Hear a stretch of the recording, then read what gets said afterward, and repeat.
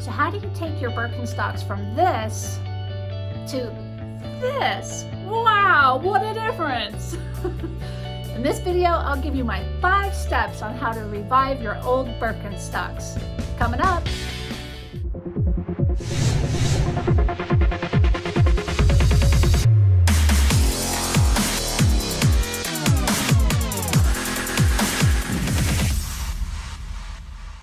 Aloha YouTubers and lovers of Birkenstocks. Welcome to this video. My name is Teri Edmonds and we are in my workshop at If the Shoe Fits Maui in Maui, Hawaii. If you're new to my channel, I do tutorials and how-to videos and shoe reviews, just like this one. In this video, I'm going to give you my 5 tips on how to restore a Birkenstock from, as you saw, junk to awesome. And stay tuned to the end because I've got some bonus clip on how to dye Birkenstocks, a suede Birkenstock, how to dye it brown. So let's just get started. Before I go into the 5 steps, I'm going to give you a list of the tools that you are going to need to complete this project.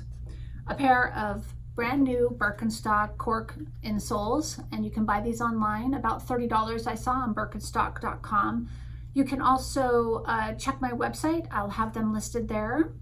They're kind of hard to get, so don't be surprised if you can't find your size. Anyway, then the other thing are some Birkenstock soles. They come pre-cut like this. You can also get them in a large sheet, but the pre-cut's pretty easy.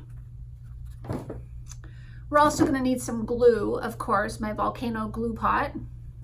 Then I like to use a glue gun, because the glue gun ultimately can get into some of the tricky places that you can't get the brush in there. Sometimes in a small place, you put the brush and it just gets all over everything. So glue gun can be quite handy. I'm also going to use some cleaner. This is my very favorite. It's called the Easy Suede Cleaner. And even though it can be used on everything, for some reason they call it Easy Suede Cleaner. But you can use it on everything. Fabrics, all kinds of stuff. And then I'm also going to use some dye because I am going to dye this pair. And I always like to have a little handy Tupperware dish for the cleaner and a little suede brush cleaner because I'm going to clean both of these shoes before I do anything else to them. And what else? I also have a pair of gloves because I want to use these when you're using the dye just to keep it clean. And I also like to use gloves with glue. And then I'm also going to have some paper towels. And I'll have a towel, and that's going to be for the cleaning. All of these tools you can find on my website. They're really easy to get to, and these are great to have in your little shoe collection anyway.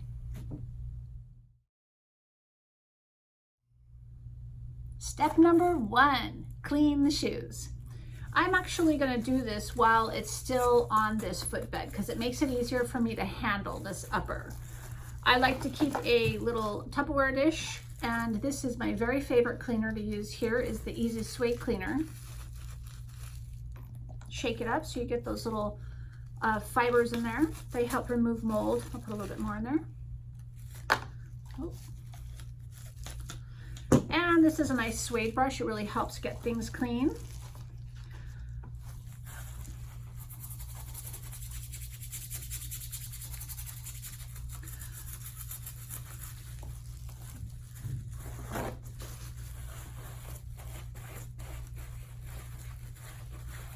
You'd be amazed at how different a shoe can look just by cleaning it. This cleaner really gets rid of dirt and mold spores, so I clean a lot of shoes that have mold on them. And this is a pretty easy job. I also keep a screwdriver on hand as Birkenstocks tend to come unglued here from the sides, which happens over time. You want to clean out all the stuff that's in there. I see a lot of like pet hair, grass, things like that accumulate over the years. So I've got a little rubbish can here. And I'm just going to clean all of that out and give her a nice start on these shoes.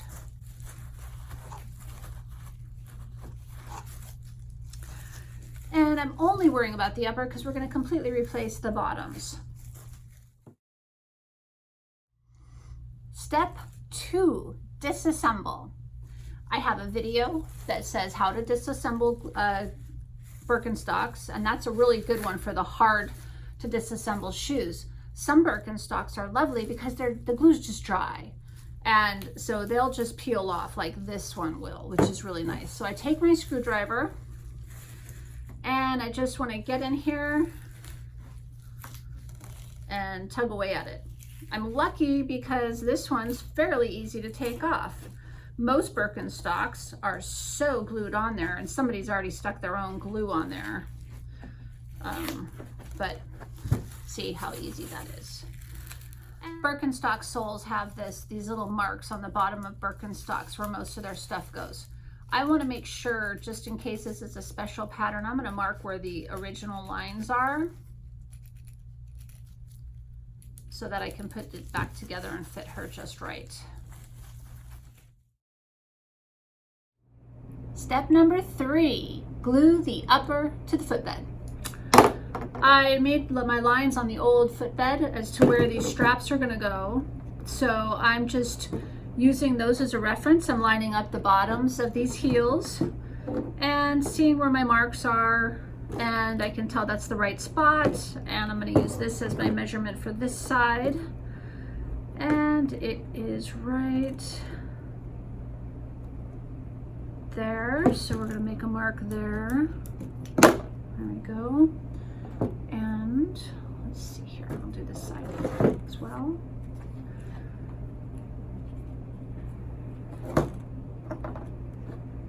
And just make them the same. There and right about here. Birkenstock has these lines already included on their shoes that they use for standard, mass production. So I'm kind of using that. You can tell by how far this goes over, you only have that much space.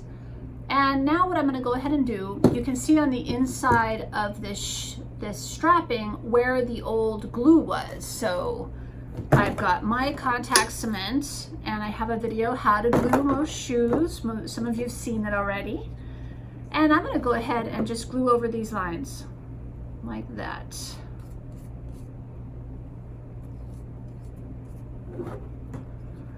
And one of my little tricks that I'm going to impart to you, well, I like to wear gloves, let's start with that, is you don't want to I don't like to put the glue on the Birkenstock footbed without knowing exactly where the strap goes, because I'm going to have a bunch of glue all over the place. So I'm going to put the strap where I know it goes, line it up right there, and see these sides. That's what I'm talking about right here. I just let the glue that I just put on it moisten the sides of the cork. So contact cement, as I say, you touch it, get it wet, and then you can let it kind of open up and dry. So I'm going to let that cure for 15 minutes. On them.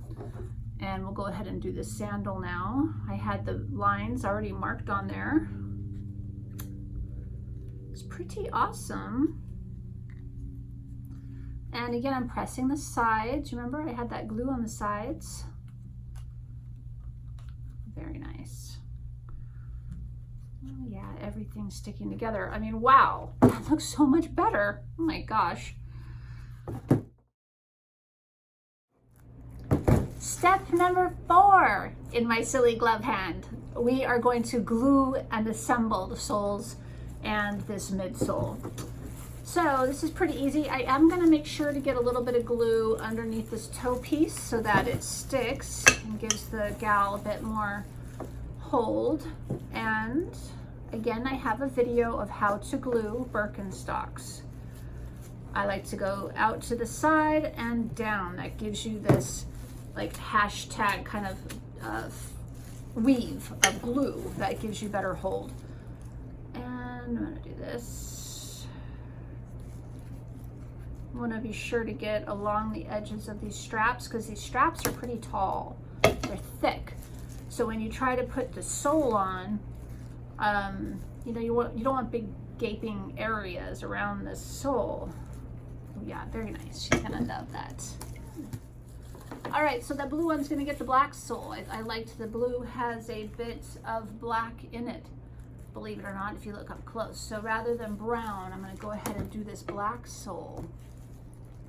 And again, here I do this sideways and then down, just to make sure that everything's getting lots of glue coverage. And down, look at that, awesome.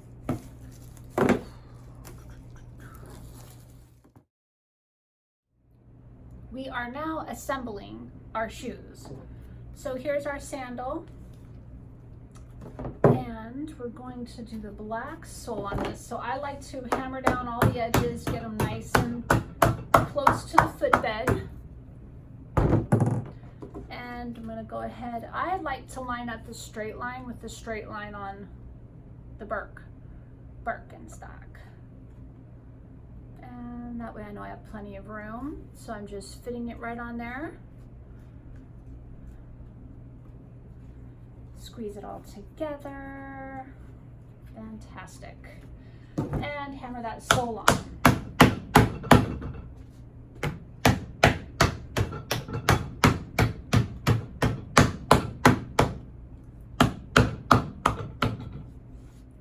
And I'm just going to go ahead and hand trim this.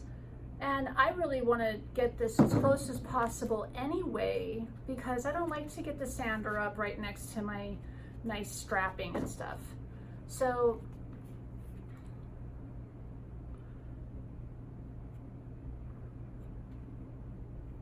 that's what makes this doable at home. You don't have to have that big fancy sander like I do. And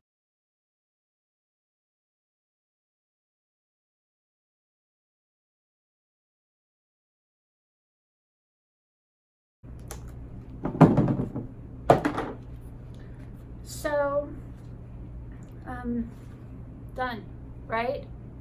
Pretty darn easy. I'd say it was pretty easy. It took some time with the glue drying and all, but still pretty well, it was pretty easy. All the insides are all glued nicely.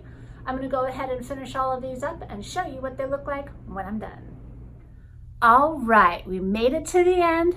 And they're done. I think she's going to love them. They're super fun and super cute and happen to match my nail polish. Woohoo! Anyway, you guys can do all of this at home. All of those supplies are available on my website, teriedmonds.com. Amazon will ship them right to your doorstep. Easy peasy. Remember to subscribe to my channel if you haven't already, and if you hit the notification icon, it'll let you know when I put out new videos. Thanks again for supporting me and watching my channel. Aloha!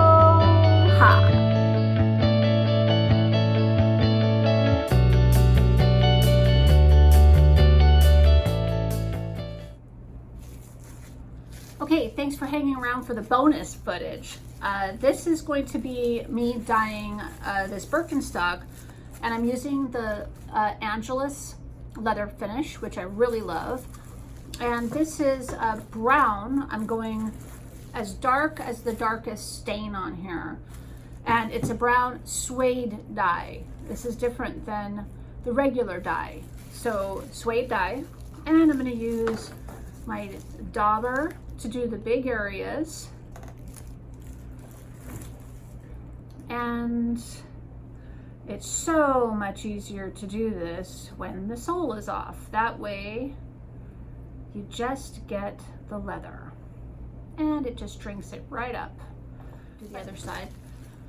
So another thing about dyeing is that, if that's okay, it's going to be under the sole. So if you have glue on the leather first, like on the outside of it, and then you try to dye over it, the dye won't penetrate the glue. So that's another reason why I like to just go ahead and glue first before I get the sole on, because if I get glue over the edge of this leather, the dye wouldn't go on it, and then you'd see the old color come through, and that would just look pretty lame. So let's go ahead and do this right.